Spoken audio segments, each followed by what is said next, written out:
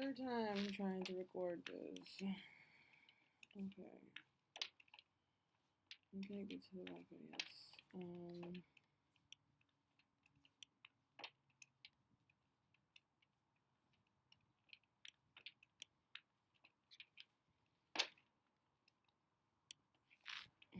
Okay.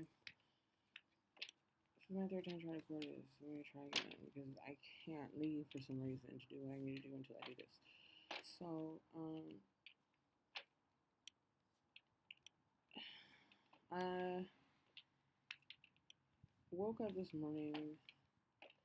My alarm it goes off at 3 a.m. I ended up waking up around 4-ish to pray, which was really hard for some reason.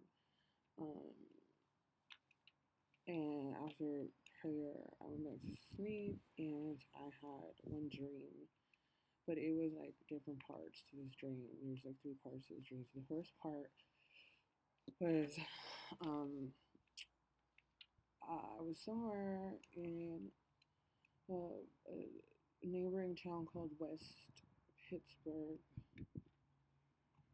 and my dad had run out of gas. He was in I'm gonna ran out of gas, so I went to go help him.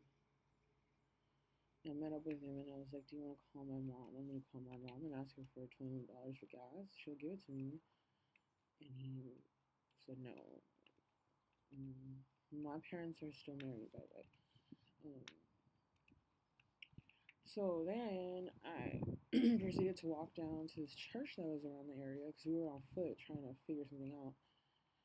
And I knocked on the door. It was like a church, and then like whoever was in charge or working in the church had their own like little house or apartment there. So I knocked it on the door, which was by a bar for some reason, but um, and it was like a clay colored church.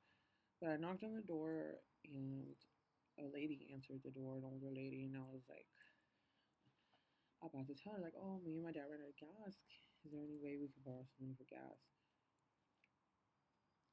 Before I was even done with my sentence, a bunch of ladies that I guess lived there, but in different places I didn't know where, but they came out of nowhere. And before I could even finish my sentence and ask, they were already digging in their pockets to hand me money. And so I took the money and I went back to my dad and I said, "Look, Dad, somebody gave us money so we could go get gas." And he was like, "All right," we got in the car and left. I don't know how we ran out of gas, but we did. Anyways, that was the first part. Then it's transitioned to the second part. The second part was I was walking down the street, la da da da, and I came across a mechanic place, like a mechanic shop, and they gave me like a job there, and I started working there right there. And then I had my dog with me, so I put him in there. There's like a door that led to like a side backyard thing, like a side hall or whatever. And so I decided to put my dog there and close the door and lock the door. I proceed to go work. I finish the job and I leave. And as I'm leaving, I forgot my dog. I was like, "Oh, my dog!" And I was like, "I'll go back to go get him." I go back to him again. I'm open the door and I can't find him. He's not there. So I tell the mechanics that gave me the job there. I said, "Look, I put my dog back there. He's not there. What's going on?" And he goes, opens the door to look, and he can't find my dog. But I can see through the window that there's two other dogs. They were like gray. They look just like my dog. My dog's a French bulldog, but they were bigger, like like it looked almost like a pit bull sized dog, but with a French bulldog face. It was weird. Didn't look like a pit bull. It just looked like a extra, like a copy of my dog, but 2 times bigger. And then two little dogs, like Chihuahua looking dogs. And I was like, "Oh my god! I locked my dog back there with other dogs. They must have bit him or something. You know, like what happened?" And the guy's like, "I don't know." This other guy that I know, who is like a spiritual father to me, kind of, That's how I look a mess. Is riding around on a bike and comes around and I tell him what's going on and he goes back there to look for my dog and he comes back and he has my dog in his arms and my dog is brindle colored, black brindle colored, and for some reason his like color had changed to gray, like the color of the two dogs that were there. They were gray colored. And not only had his color changed to like a gray colored, his skin was like his hair was all marred and like it, like just marred, as I like to say. And he was like, I was like, is anything wrong with him? And he was like, no. He hands him to me, but I was like, hold on. Before I grabbed him, I was like, look, he's bleeding, and he had you could see blood on the bottom of his belly. And when I went to go grab him, I checked his body, and he had like wounds, like gashes, like not bites. It wasn't like an opening. It was like scratches and gashes. I don't know, like scratches, like wounds, but it wasn't like bites. And so, and he's like looking very uh, like faint and weary, like he I have to take him to the vet. He might not, make it weak. So I took him to the vet, and taking him to the vet takes him to the back, or whatever. And I'm thinking like, is he gonna be okay? And but before the vet comes back out to tell me anything, I knew he was. I knew he was gonna be okay. It was like God told me or something. The vet then proceeds to come out of the back to tell me that my dog's gonna be fine. So then that part ends and transitions to the third part of the dream. The third part of the dream, um, I'm like on a field trip.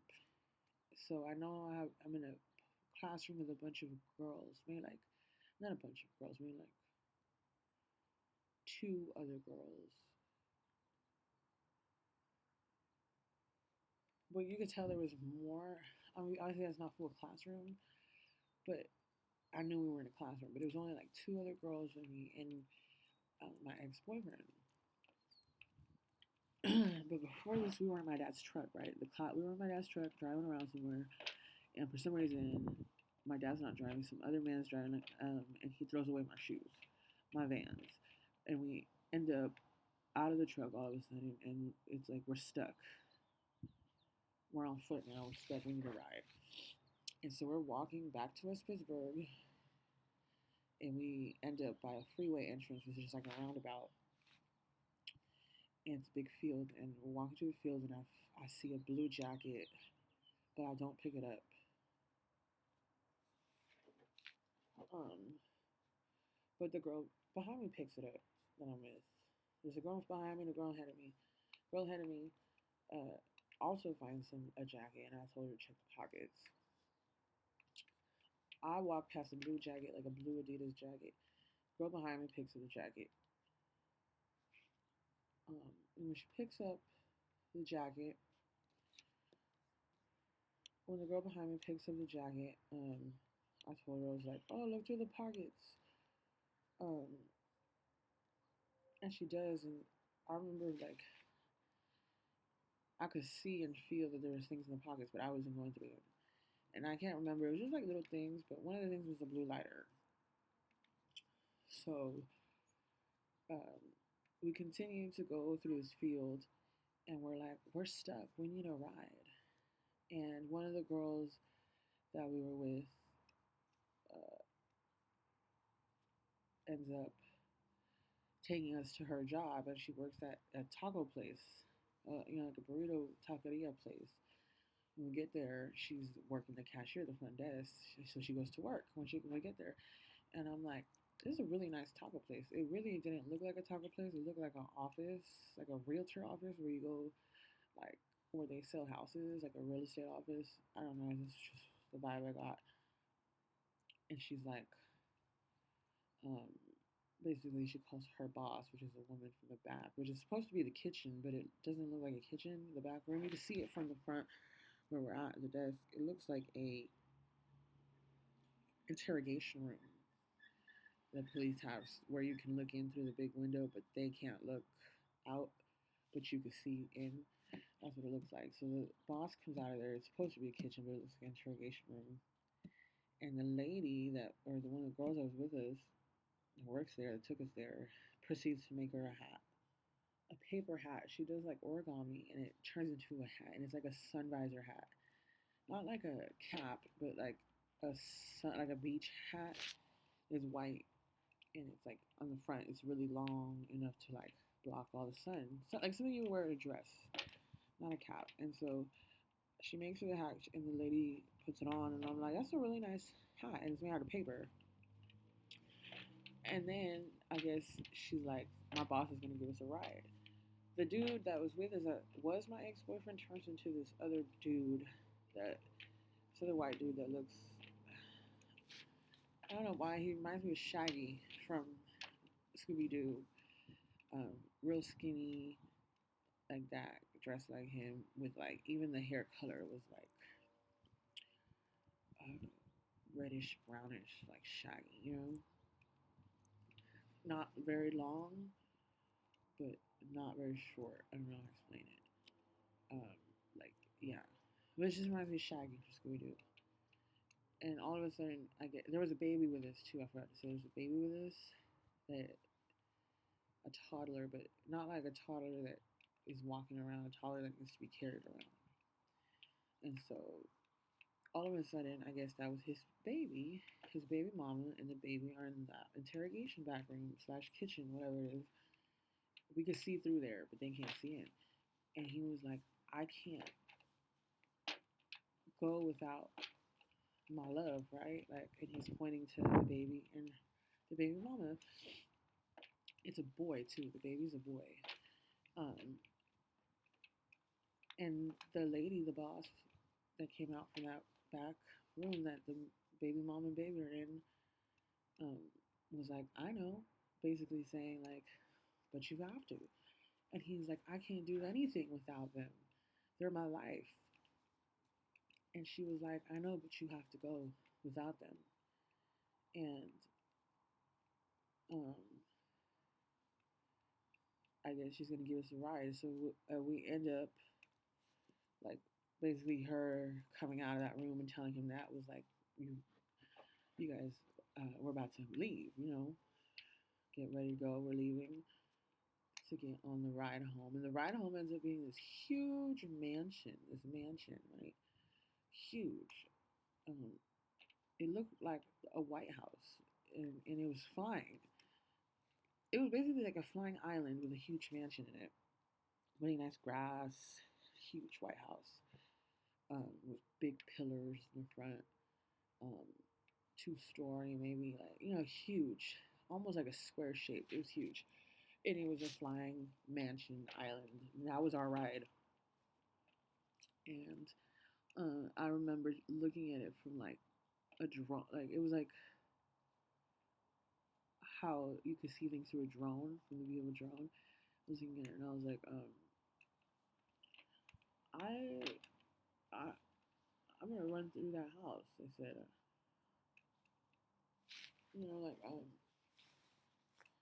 meaning like I'm gonna like go in there and steal what I can. And that was like an old mindset of mine. I was having this conversation within my head, basically, as I'm looking through like the sky view all around this house, like a drone, and then I replied to myself, "No, you're not. That's the president's house. The president. Come on now. The president has cameras all throughout. There's no way you can go in the house and steal anything because he's gonna see you, right?" And I'm having this conversation with myself in my head while I guess we're boarding this flying mansion, and then yeah, and so I'm telling myself that, and that was like an old mindset of mine. I shut it down real quick. And I guess I was saying that's the president's house. We were flying in the president's house back to where we needed to go. And then the dream ends there. And when I first started recording on the first video, this is what I got: Song of Solomon 5:2. I didn't really understand too much about what it said.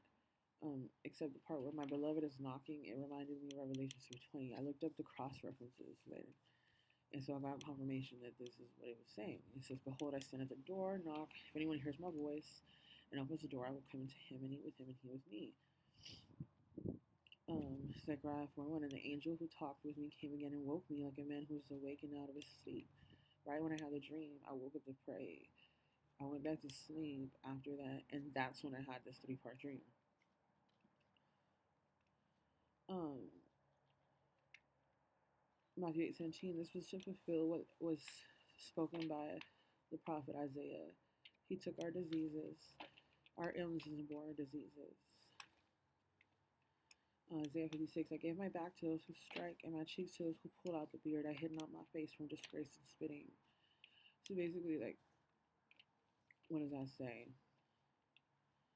Um, uh,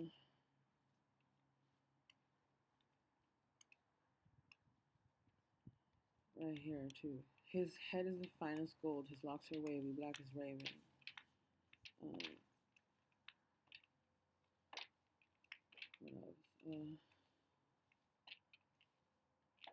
Psalms 81:10. I am the Lord your God who brought you up out of the land of Egypt. Open your mouth wide and I will fill it.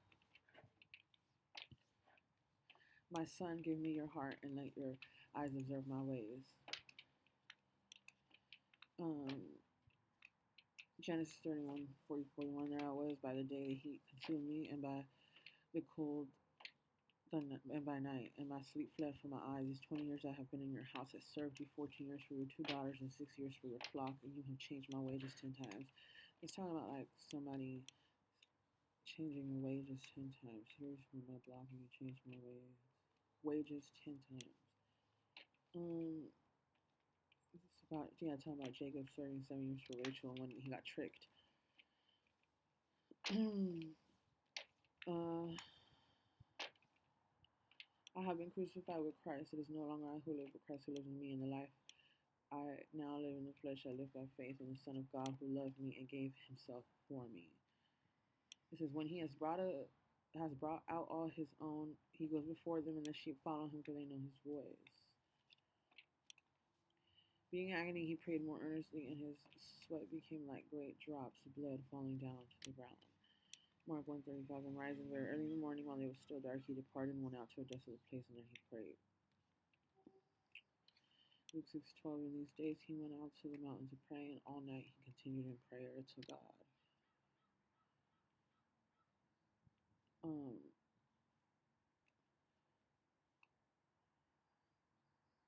it's talking about someone who's been despised for a long time, probably by their lover,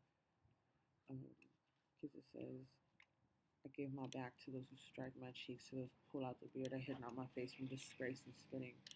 But over here it says, uh, uh, what does it